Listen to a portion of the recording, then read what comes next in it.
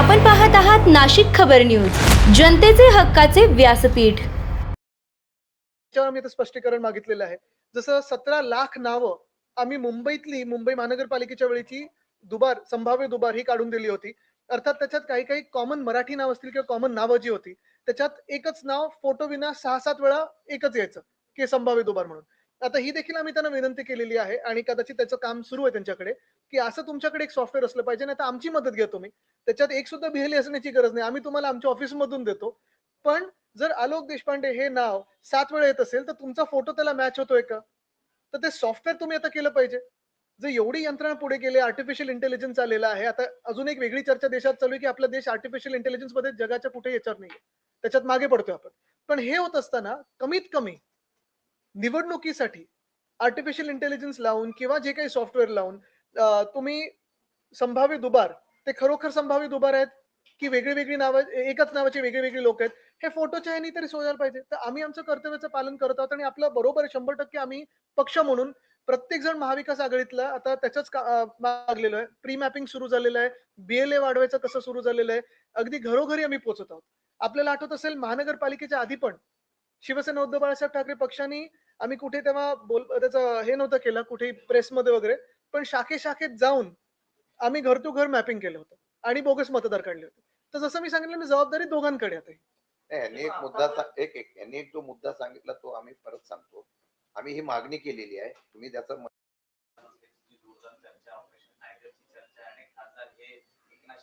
मंत्रीने घ्यावी, त्याच्यानंतर वित्तमंत्र्यांनी घ्यावी, धर्मेंद्र प्रधानांनी घ्यावी।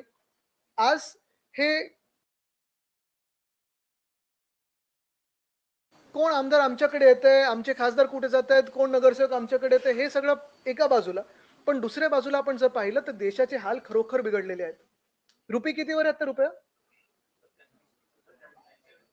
रात्रीवरून किती वेळ जाणार? अब की बार 100 पार होणार आहे ते। बरोबर आहे, त्याच्याबद्दल बोलावं। बॅलन्स ऑफ पेमेंट प्रॉब्लेम झाला त्याच्याबद्दल बोलावं। सेन्सेक्स काल पडत होतं त्याच्याबद्दल बोलावं। साधारणपणे आता जगभरात काल परवाकडे जी प्रेस कॉन्फरन्स होणार होती पण झाली नाही, त्याची चर्चा सुरू आहे। त्याच्यावर बोलावं। हे राजकारण थोडंसं बाजूला ठेवून देशाची परिस्थिती काय आहे ना त्याच्यावर बोलावं। कारण मध्यंतरी जी अपील झालं प्रधानमंत्री महोदयांकडून, की फॉरेनला जाऊ नका। फॉरेनला कोण गेले? नंतर आपण पाहिलं असेल सोनं घेऊ नका। 7% ह्या देशाचा जीडीपी त्या सोन्याच्या मार्केटमधून येतो। नुकसान कोणाचं होणार आहे?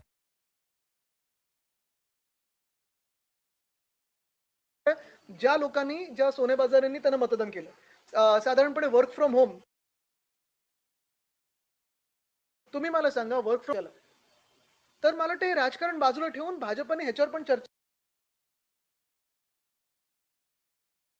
पुढे यावं। राज्यात तेल संकट मोठं आहे, शेतकऱ्यांना शेतीसाठी लागणाऱ्या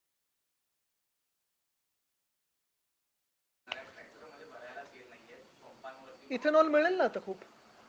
मोठ्या प्रमाणात रांगा लागलेल्या आहेत। नेमकं शेतकऱ्यांच्या भावना आपण कसे पाहता, त्याकडे कसं पाहता? बघा, मी हेच तुम्हाला सांगत आहोत, की राजकारणाच्या पलीकडे आता सगळ्या निवडणुका जिंकल्यानंतर थोडं तरी जे कर्तव्य आहे त्यांचं त्याचं पालन व्हावं।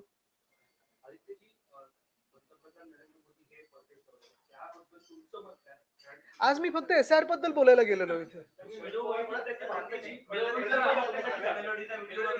नाही, आज आम्ही सगळेच पुन्हा एकदा मी आपल्याला महत्त्वाच्या मुद्द्यावर आणतो। कारण कितीही आपण वेगळीकडे जायला लागलो तरी सचिनजी आहे तिथे, शशिकांतजी आहे तिथे, मी आहे, जयंतजी होते, बंटीजी होते, आम्ही सगळेच, अंबादासजी होते, सगळेच आम्ही गेलो होतो एकाच कारणामुळे, की तुमचा मतदानाचा अधिकार हा तुमच्याचकडे असावा आणि भलत्या राज्यात नसावा आणि कोणीतरी तिथून येऊन तुमचं मतदान करू नये याच्यासाठी आम्ही तिथे होतो।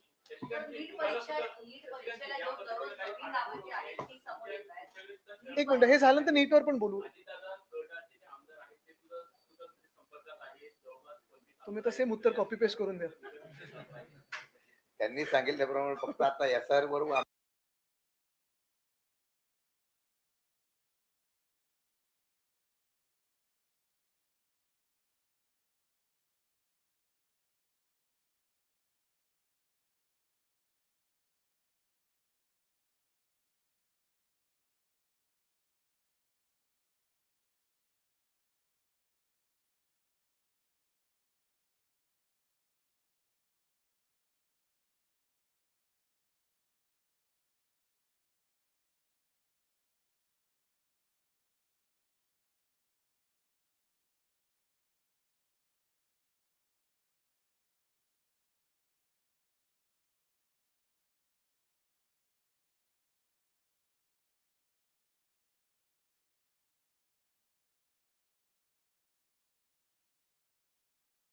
मी बोलतोय, पण तुम्ही सांगितल्याप्रमाणे आमच्याकडे काही लोक संपर्कात येत असतील.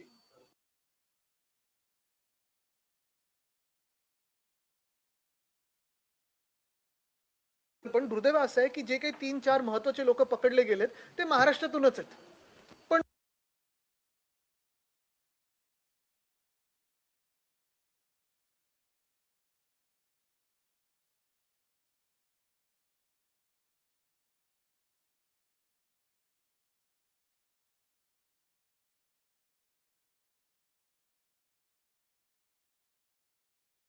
पण मुद्दा हाच येतो की जशी बेंगलची निवडणूक केली गेली, सीआरपीएफ, बीएसएफ वगैरे सगळं वापरलं गेलं, तसं तुम्ही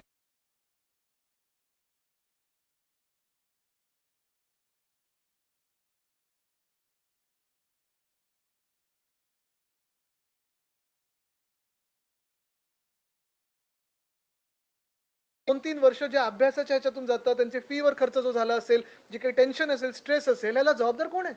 पण धर्मेंद्र प्रधान आहे कुठे? असेल स्ट्रेस असेल, याला जबाबदार कोण आहे? पण धर्मेंद्र प्रधान आहे कुठे? राजीनामा घेतलाय का त्यांचा? निर्मलाताई आहेत कुठे? जे आम्हाला सांगत होते की डॉलर मजबूत होते, रुपया कमी नाही होते, तर डॉलर काय जिम मध्ये गेले मजबूत व्हायला?